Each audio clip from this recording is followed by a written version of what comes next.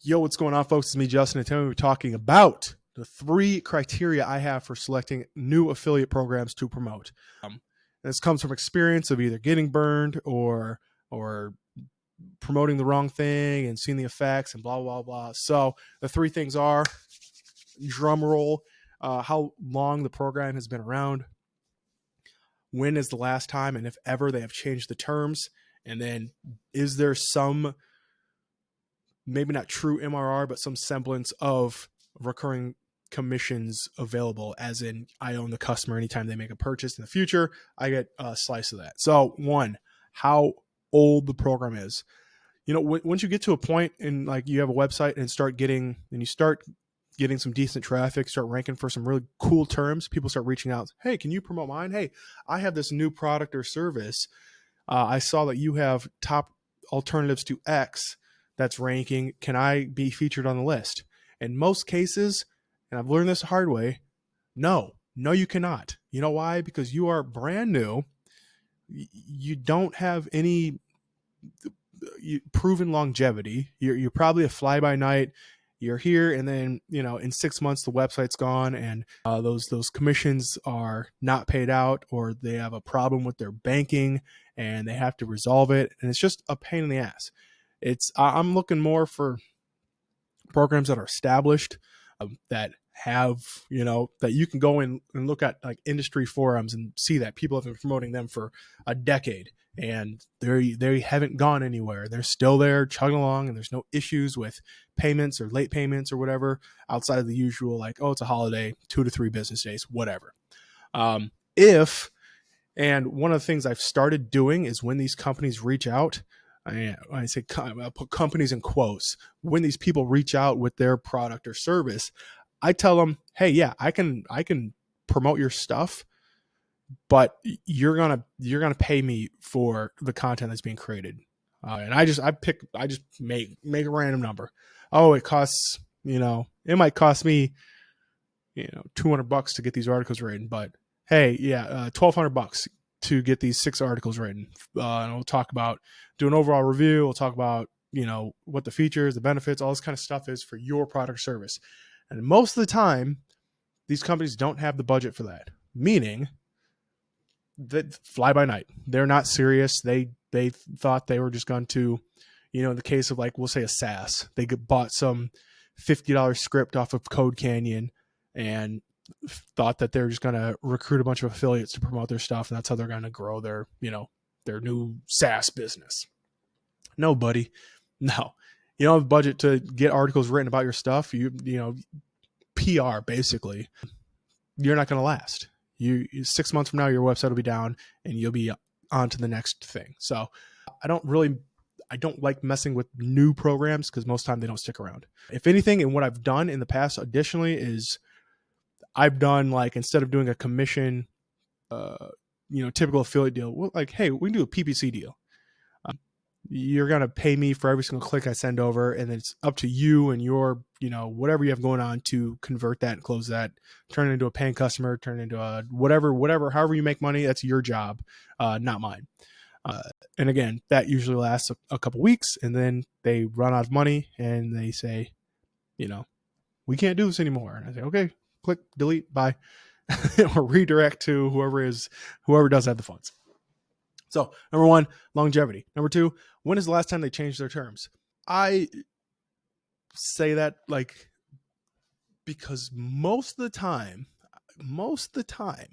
when a company, like, they change their terms, it's usually for not the best. It's for the worst. It's like, you go from a revenue share, yeah, we're getting 40% of every sale, and every month we get a 40% of that, you know, whatever they're paying to, oh, now they're just paying $200 for every person that signs up and puts in a credit card. Then you go, man, I just went from, you know, $15,000 every single month to $2,000 because, you know, everything previously was compounding and just adding on to the building blocks, but now it's just a flat same thing. Really great for the company, really bad for you as the affiliate. So do they change their terms? When's the last time it did? If they've never, great. That's perfect. That means that, you know, and then they've been around for 5-10 years plus, they're probably not going to change the terms. They probably understand that or they probably see the positive relationship they have with affiliates and how they impact the business. So they're not going to piss them off, especially if there are a lot of alternatives that they can turn to that still have favorable terms and conditions. So when's the last time they changed their stuff? Have they ever changed their stuff? If it's every other year, like Scamazon, I'm not promoting it. I'm not dealing with it. I'm not, no, we went from 5% to 2% to 1%. Now it's 0%. Don't want to deal with it. Do not want to deal with it. Third, of course, is do they have something going on as far as MRR and or owning the customer, right?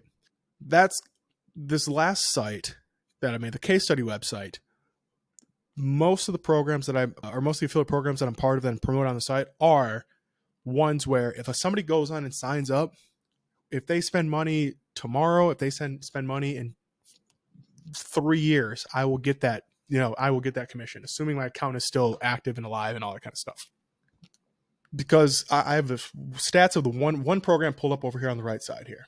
So I don't get very many new customers to this program, but what I do have is old customers that continue to spend money every single month. Maybe not every single month for every customer, but there is a continued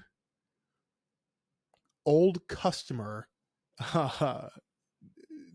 delineation. I don't know. There's two colors here. There's green and there's red. Green is old, red is new.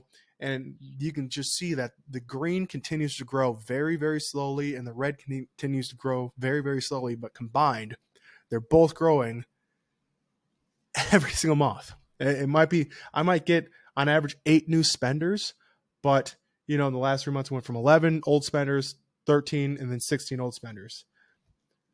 Some people come on, they buy once, they buy twice, and that's it. Some people come on, they buy, in some cases, every damn day, which is so great.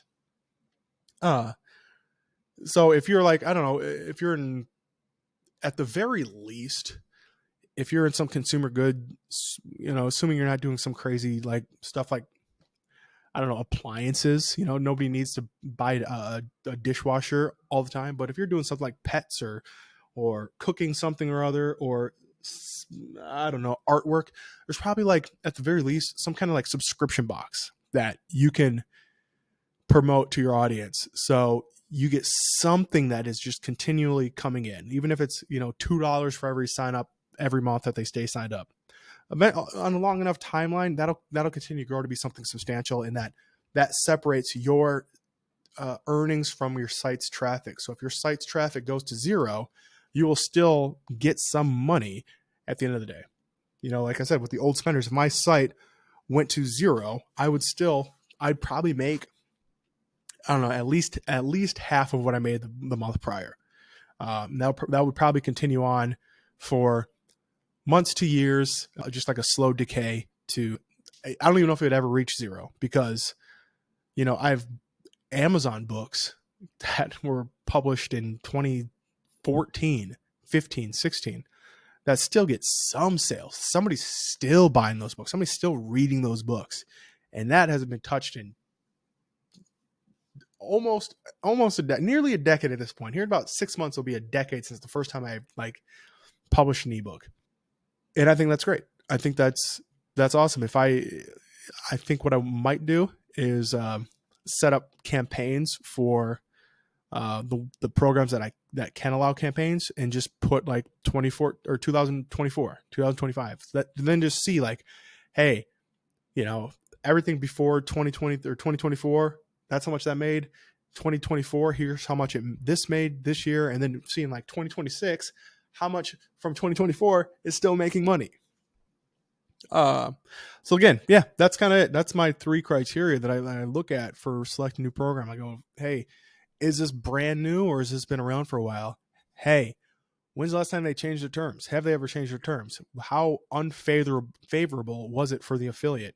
And 3, is there some semblance, something that looks like recurring revenue? Can I separate my traffic from my earnings in some way? If my website went to 0, would my earnings still come in? If that's the case, great. That's going at the top of the list.